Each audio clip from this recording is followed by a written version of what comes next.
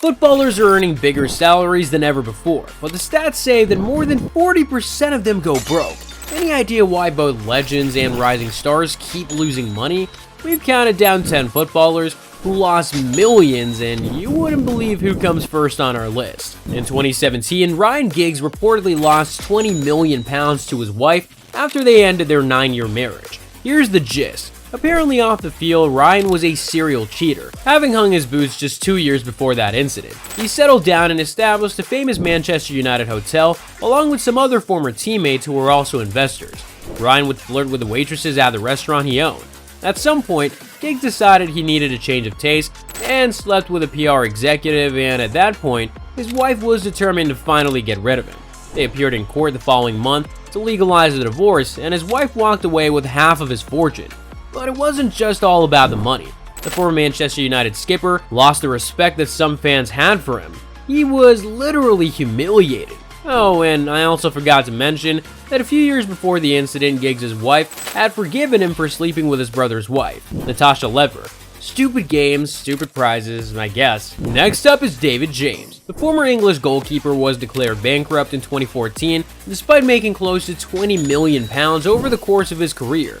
James had to auction a lot of his belongings, which included lots of memorabilia. According to James, he became unlucky after losing all of his money to his wife in the divorce in 2005. His debts had piled up, and he was in a very tight spot. But let's ignore the divorce for a moment. The former goalkeeper probably wasn't very wise with his spending. During an interview, his former teammate and friend Stan Collymore made it clear that if David James bought a new car today and the car got cranked or bumped into somewhere, he would just go buy a new one the next day. And if he scuffed his shoes, he wouldn't clean or use them anymore. He would just buy a new one. That was the mentality he had. So I bet he had it coming. France's record goal scorer Thierry Henry lost over £8 million to his wife, Claire, in July 2003. The couple had met on set for Renault Clio adverts in 2001, and Henry's life was going great until he decided to be unfaithful to his wife. While he was married to Claire, Henry played around with makeup artist Sadie Hewlett. And it's also reported that whilst he was in Barcelona, his wife went through his phone and found suspicious texts with yet another woman. By 2007, Claire couldn't take it anymore and filed for a divorce. That's not even the funniest story, because we have someone who didn't lose all of his money to a woman. He lost it to something else. The former Manchester United player went broke because of a gambling addiction. Years later, he would write a book titled How Not to Be a Football Millionaire. You see, when Keith Gillespie got transferred to Newcastle, he was very lonely. After training till afternoon every day, he would get back to an empty room in the hotel he was staying in. All the other players had their wives and families to go to, but at the time, he was 20 years old and had too much spare time on his hands. So what did he do? Instead of doing something productive, Gillespie decided to try his hands on gambling. That was a big mistake, because he never really recovered. He loved the thrill, but it cost him over £8 million, and he declared bankruptcy in 2010.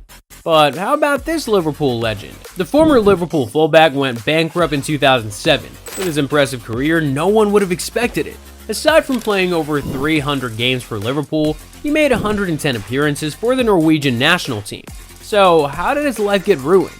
Since his retirement as a player, Riise has been involved in multiple bankruptcies, either by him or by companies he owned or managed. He was also sued by his ex-wife for allegedly removing some funds illegally from an account belonging to their child. Next on our list is a man who was betrayed by the woman he loved. She took everything from him and made his life a mess. In 2017, former Arsenal man Emmanuel Abue lost a divorce battle with his wife, which resulted in her acquiring everything he worked for his whole life.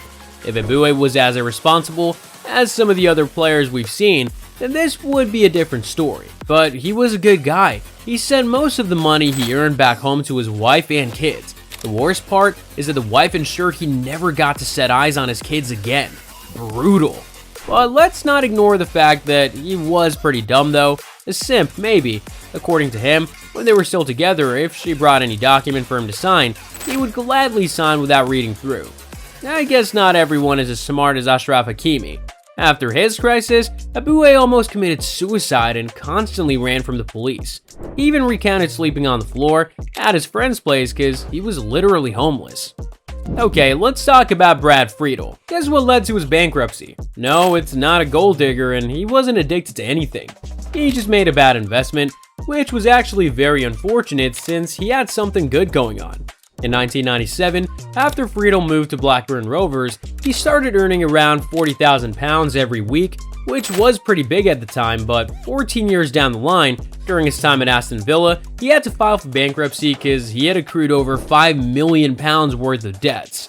What caused his misfortune was his non-profit organization, Premier Soccer Academies. Launching the project from an £8 million facility, he had established it in his home state, Ohio. Since there was a financial crisis in 2008, his corporate sponsors started pulling out, and banks had begun recalling loans. It was a hard time for the goalkeeper, but he recovered. Now he works as a football agent. Who do we have next? In 2018, former Sunderland striker Asamoah Gyan went broke, and I'm not quite sure how it happened.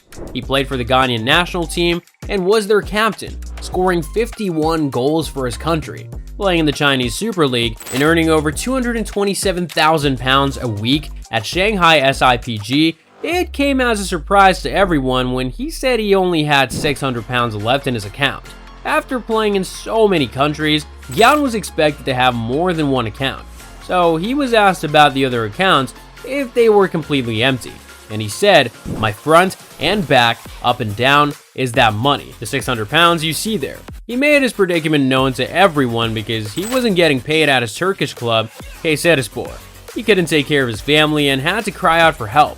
But what really happened? At least we know what happened to Ronaldinho. With the amount of money that Ronaldinho made in his career, it's hard to imagine how he went broke. In 2018, the Brazilian legend reportedly had only £5 to his name. This information became public because of his debts totaling £1.75 million. The authorities investigated and realized that he had almost nothing left. This is a man who was supposed to have a net worth of around £67 million at that time. After that, many of his real estate properties were confiscated, and Ronaldinho was almost jailed over a £2 million environmental fee. A year later, he was caught alongside his brother as they tried to sneak into Paraguay with fake passports. He eventually spent 1 month in Paraguayan prison, where he contested in a futsal tournament and won. And then we have Wes Brown, who recently became broke, and it was mainly due to bad investments. He also spent a lot of money because he was trying to keep up with the Joneses. At the height of his career, Brown was earning over £50,000 a week, but he was living larger than life. Brown filed for bankruptcy in April after he was called for a large debt to HM Revenue and Customs. Brown also lost a lot of money following his divorce with his ex-wife, Leanne. At the end of the day, these players remind us that financial education remains a problem for most footballers and athletes.